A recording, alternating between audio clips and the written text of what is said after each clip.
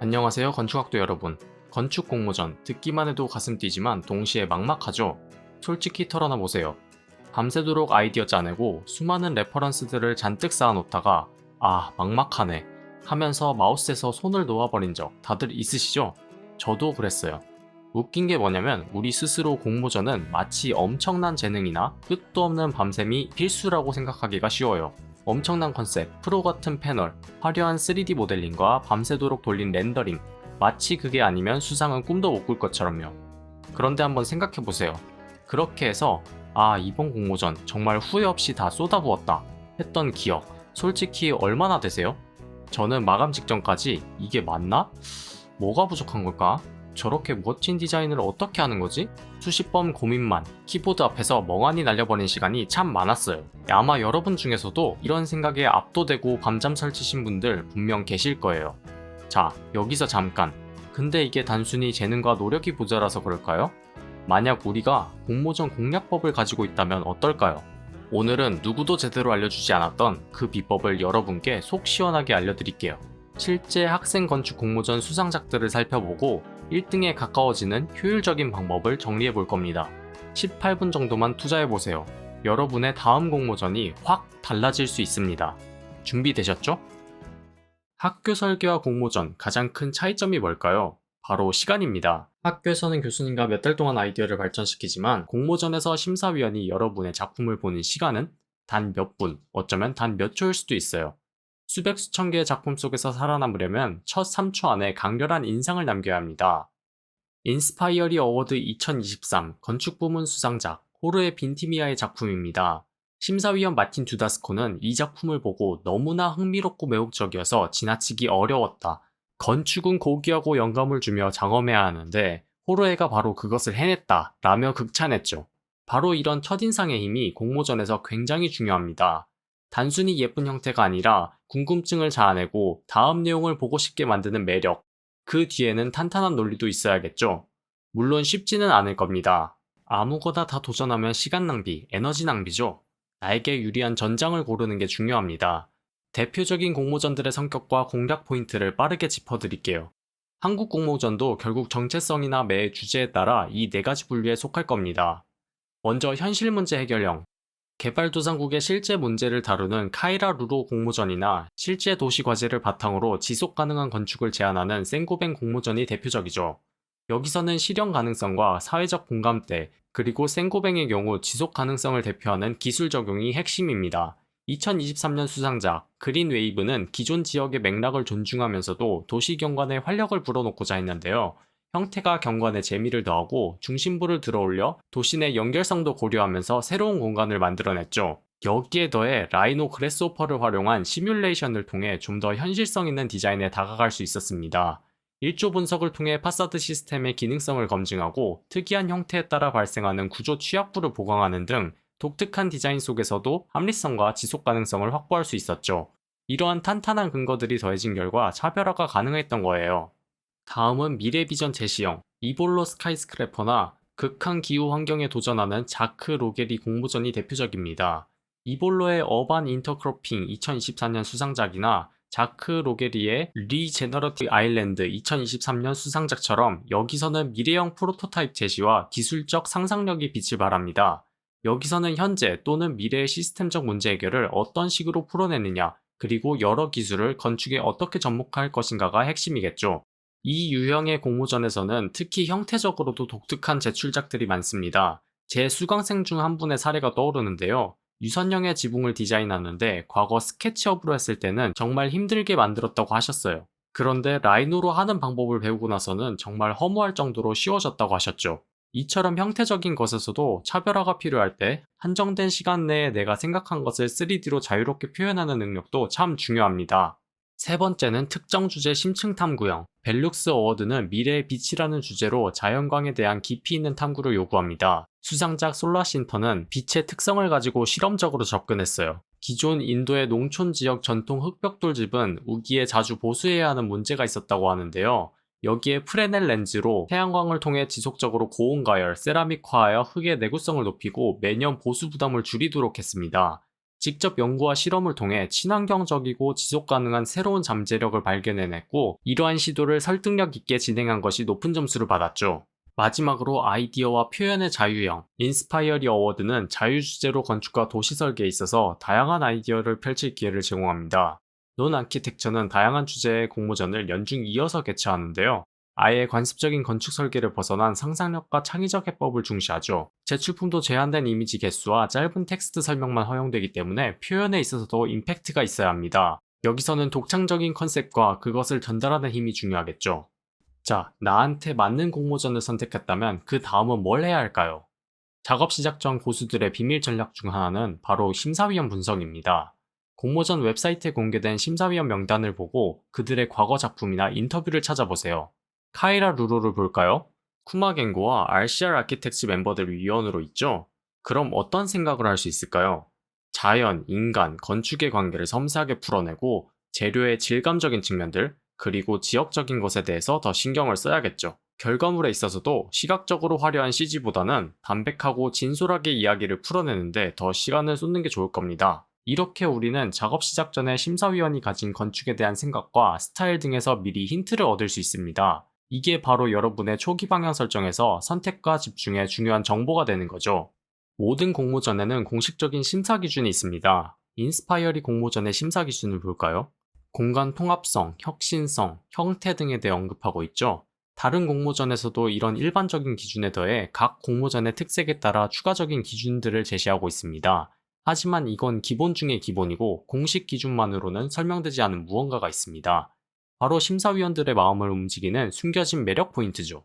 이건 과거 실제 수상작들과 그 심사평을 통해 그 비밀을 파헤쳐 볼 수 있을 겁니다. 벨룩스 공모전 2024년 수상작인 더 라이트 필터입니다. 이 프로젝트는 빛공해로 사라져가는 반딧불이와 인간의 공존이라는 매우 시적이고 섬세한 주제를 다루었습니다. 그러면서도 단순히 감성적인 것만이 아니라 실질적으로 각자의 생존 환경을 고려했는데요. 특정 빛 스펙트럼을 차단하는 특수 필터 유리라는 구체적인 기술을 제안하여 인간을 위한 인공빛과 반딧불이를 위한 어두운 환경이라는 상충될 수 있는 두 가지 목표를 동시에 달성하는 지적이고 세련된 해결책을 제시할 수 있었죠. 기술, 생태, 문화, 그리고 감수성을 하나로 엮어낸 종합적인 스토리텔링이 심사위원들에게 매우 매력적이었다고 하는데요. 자연과 공존하기 위해 건축이 어떤 역할을 할 수 있는지에 대한 깊이 있는 성찰이 핵심 성공 요인이었습니다. 나머지 사례도 한번 볼게요. 2024년 카이라 루로의 산부인과 센터 설계 수상작은 세네갈 농촌 여성의 현실적 필요와 지역의 사회 문화 기후적 맥락을 반영했습니다. 설계자는 보건 문제를 해결하는 의료시설 기능을 넘어 그 지역의 구심점 역할에 커뮤니티 역할도 부여했죠. 이를 통해 공공성과 위생, 실현 가능성을 모두 갖춘 이 프로젝트는 건축이 인도적 위기와 사회적 불평등 해소에 실질적으로 기여할 수 있음을 보여주는 대표적 사례로 평가받게 되었죠. 자크 로게리의 2023년 수상작은 해수면 상승으로 땅이 줄어드는 섬의 미래를 어떤 식으로 대응할 것인지 고민했는데요. 인공 방파제나 대규모 토목공사로 생태계를 파괴하는 대신 자연의 힘을 활용한 독특한 건축 형태가 만들어지게 되었습니다. 서로가 파도의 힘을 완화시키고 또 자연의 힘을 이용해 모래를 축적하여 섬의 땅이 줄어드는 것을 막고 자연스럽게 생태계 복원을 유도했습니다. 마치 선박처럼 물탱크를 통해 부력을 제어하고 파도를 이용한 파력 발전을 하는 등 기술적인 부분에서도 지속 가능성에 대해서 고려했죠. 심사위원들은 해수면 상승에 적응하고 새롭게 바뀐 환경 속에서 공동체 삶의 모습을 구상한 것을 높이 평가했습니다. 유연하게 미래 3국가의 새로운 비전을 제시하면서 동시대의 핵심 문제에 대한 근본적인 해법을 제시한 것이 핵심 포인트였던 것이죠. 각 수상작들은 원래 건축물이 제공하는 기능 그 이상의 가치를 실현해냈습니다. 단순히 건축이 아니라 그 건물로 인해 새롭게 관계를 정의하고 그 관계 속에서 살아 숨쉬는 생명체들의 생생한 스토리텔링까지 구체적으로 담아낸 것이죠. 때로는 인문학적인 것과 기술적인 것을 조화시키고 컨셉에 따라 특화할 수 있는 것들을 더 강조했습니다. 결국 여러분의 프로젝트가 왜 중요하고 어떤 긍정적인 변화를 가져올 수 있는지 명확하면서도 감동적으로 전달하는 것이 중요하겠죠. 수상작들을 보면 언제나 그 시대에 이슈화되는 것들이 많고 선택과 집중하는 방향이 명확히 설정되어 있어요. 또 그 방향을 더 강조할 수 있는 컨텐츠와 표현 방식들을 사용했다는 것을 알 수 있죠. 공모전에 따라서도 수없이 제출된 작품들에서 각 공모전마다 가장 효과적인 표현 방식들이 자주 관찰되는데 그러한 모든 것들을 놓치지 않고 활용할 수 있다면 1등에 더 가까워질 수 있을 겁니다. 그런데 수상작들을 보면서 또 다른 벽을 느끼셨나요? 방향 설정까지는 어떻게 과거 수상작에서 힌트를 얻었는데 구체적인 내용으로 들어가면 도대체 저런 생각을 어떻게 할 수 있을까요? 좋은 디자인은 좋은 질문으로부터 출발합니다. 탄탄한 내용을 위해서는 어떤 이슈와 문제가 있는지 또 어떻게 해결할 수 있을지 끊임없는 질문을 던져보는 것이 핵심입니다. 이번 챕터에서는 다른 곳에서는 알려주지 않는 저만의 꿀팁을 알려드릴 건데요. 그건 바로 AI를 활용하는 겁니다. 구글의 경우 구글 AI 스튜디오에서 가장 최신 성능의 제미나이 프로를 무료로 제공하고 있으니 학생분들도 누구나 활용하실 수가 있어요. 제가 직접 인스파이어리 2024년 수상작을 보고 AI와 함께 이 프로젝트를 백지에서 시작해봤습니다.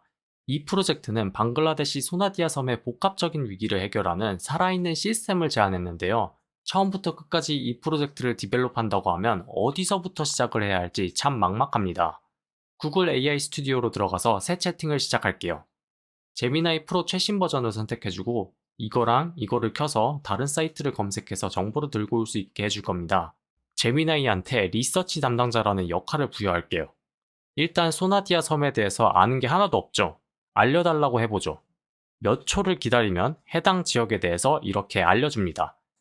지역에서 겪고 있는 문제에 대해서도 이렇게 파악해 볼 수가 있어요. 필요에 따라서 추가적으로 질문하고 싶은 것들을 더 질문하고 좀 더 구체화해 볼 수 있을 겁니다. 그 다음에 이런 식으로 핵심적인 이슈들을 정의하고 추가 정보와 아이디어를 제안받을 수도 있어요. 생각하지 못했던 것들도 이렇게 알 수 있게 되는데요. 이걸 바탕으로 여러분만의 살을 붙여나가면 되는 거죠. 건축은 종종 다른 분야와의 만남을 통해 더욱 풍성해지는데요. 이때 AI는 훌륭한 브레인스토밍 파트너이자 내 생각을 더 날카롭게 다듬어주는 편집자 역할을 해줄 수 있습니다. 스탠퍼드 디자인 스쿨의 제러미 어틀리 교수는 창의성을 처음 떠오른 생각보다 더 나아가는 것이라고 하는데요. 하지만 우리는 리서치와 자료 조사에 너무 많은 시간을 쓴 나머지 첫 번째 아이디어에 만족하거나 지쳐버릴 때가 많죠. AI는 바로 이 아이디어를 내기까지의 지루하고 막막한 과정을 압축해줍니다.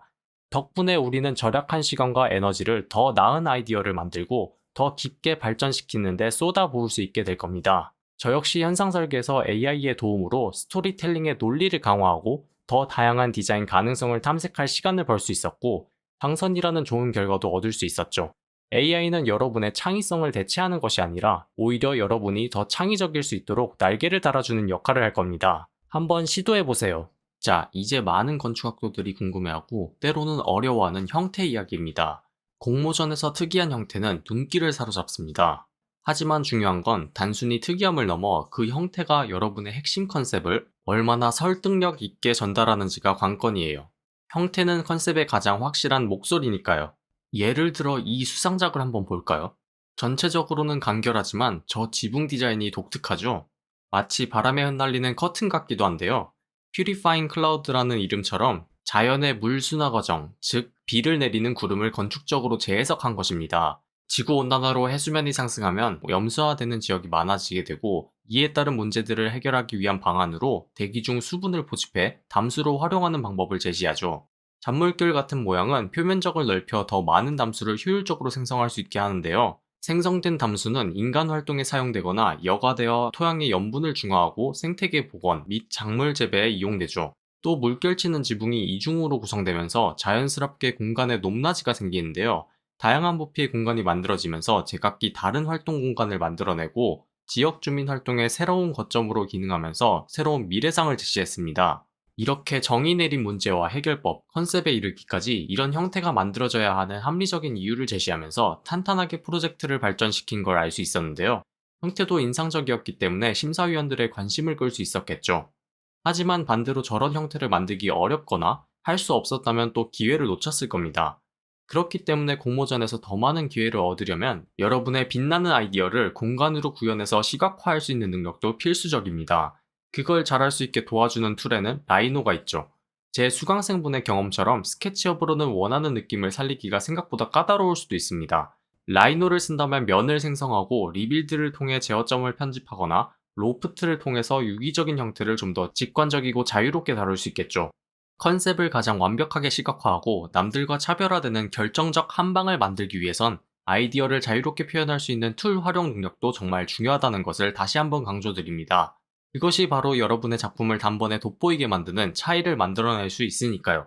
자, 여러분. 지금까지 다양한 공모전의 특징과 아이디어 발상법, 그리고 형태 전략까지 알아봤는데요. 이번에는 수상작들을 비교 분석하면서 과연 어떤 작품들이 최종적으로 심사위원들의 선택을 받는지, 그 안에 숨겨진 1등 시그널은 무엇인지 좀 더 파헤쳐 볼게요. 공통적인 핵심을 종합해보면 다음과 같이 4가지로 정리할 수가 있어요. 첫 번째, 독창적이면서 탄탄한 컨셉과 내러티브. 두 번째, 문제를 창의적으로 접근하는 해결책과 디자인 혁신. 세 번째, 다양한 조건과 관계에 대한 심층적인 이해와 고려. 네 번째, 명확하면서도 차별성 있는 아이디어 전달. 좀 더 이해를 돕기 위해 예시로 볼까요? 수상작들을 보면 같은 사회 문제라도 어떤 작품은 카이라 루로의 마터니티 센터처럼 매우 현실적이고 즉각적인 해결책을 제시하는 반면, 이볼로의 노마드 메트로폴리스처럼 아예 새로운 도시 시스템을 제안하는 거시적이고 이상적인 접근을 보여주기도 합니다. 중요한 것은 문제의 스케일과 솔루션의 깊이가 공모전의 성격과 얼마나 잘 부합하는가입니다. 또한 인스파이어리의 쉰들러스 아크처럼 역사적 사회적 맥락을 깊이 있게 다루며 감동적인 스토리텔링으로 승부하는 작품들이 있는가 하면, 논 아키텍처의 수상작들처럼 단 하나의 강렬한 이미지나 드로잉으로 모든 것을 설명하는 작품들도 있죠. 물론 둘 다 중요하지만 공모전의 성격에 따라 어느 쪽에 더 힘을 실을지 전략적으로 판단해야 합니다. 이처럼 다양한 수상작들을 비교 분석해보면 결국 심사위원들은 명확한 문제인식, 독창적이면서도 논리적인 해결책, 컨셉과 형태의 완벽한 조화, 그리고 자신만의 스토리를 설득력 있게 전달하는 능력을 가진 작품에 높은 점수를 준다는 공통점을 발견할 수 있었습니다. 여기에 각 공모전이 추구하는 특별한 가치가 더해졌을 때 비로소 1등을 향한 퍼즐이 완성되는 것이죠. 그리고 또 하나의 꿀팁. 잘 다듬어진 하나의 프로젝트를 여건이 된다면 공모전의 성격에 맞게 조금씩 각색해서 여러 공모전에 동시에 지원해보세요. 주제가 비슷하더라도 공모전마다 그리고 심사위원에 따라 1등이 달라질 수 있기 때문에 수상 확률을 높일 수 있을 겁니다. 오늘 정말 많은 이야기를 나눠봤는데요. 공모전 더 이상 두렵기만 한 존재는 아니죠. 수상 여부를 떠나 공모전에 도전하는 과정 자체가 여러분을 엄청나게 성장시키는 최고의 경험이 될 겁니다. 마지막으로 공모전 준비를 탄탄하게 하는 가이드라인을 정리하면서 오늘의 내용들까지 요약해볼게요. 첫 번째, 강력한 왜로 시작하세요. 문제의식을 명확히 설정하고 탄탄한 스토리와 확장된 아이디어를 위해 AI를 적극 활용해보세요. 두 번째, 공모전의 DNA를 파악하세요. 공모전 선택에서부터 나의 강점, 공모전 성향, 심사위원을 분석해야 합니다. 그 이후에는 해당 공모전의 철학, 심사 기준, 경향 등에 가장 맞는 전략을 세워야 하죠. 세 번째, 디자인으로 스토리를 담아낼 수 있어야 합니다. 아이디어를 가장 잘 표현하는 독창적이고 논리적인 형태를 고민하세요. 여기서 표현의 자유를 위한 툴 활용 능력은 선택이 아닌 필수겠죠. 네 번째, 피드백을 위해 주변 자원을 적극 활용하세요. 때로는 주변의 객관적인 시선이 프로젝트를 더 탄탄하게 만들어줄 수 있습니다. 다섯 번째, 탄탄한 스토리와 디자인이 준비되었다면 그것을 잘 전달할 수도 있어야 합니다. 과거 수상작들을 벤치마킹하면서 공모전마다 더 매력적인 프레젠테이션 구성으로 완성도를 극대화시키세요. 건축 공모전은 분명 쉽지 않은 도전입니다. 하지만 오늘 제가 알려드린 전략들과 여러분의 빛나는 열정이 만난다면 분명 놀라운 결과를 만들어낼 수 있을 거예요. 그리고 그 과정에서 여러분은 이미 한층 더 성장한 멋진 건축가가 되어 있을 겁니다. 여러분의 성공적인 공모전 도전을 응원하겠습니다. 오늘 내용이 유익했다면 구독, 좋아요, 알림 설정 잊지 마시고요. 궁금한 점이나 다뤄졌으면 하는 주제가 있다면 언제든지 댓글로 남겨주세요. 그럼 다음 영상에서 더 유익한 내용으로 찾아뵙겠습니다. 감사합니다.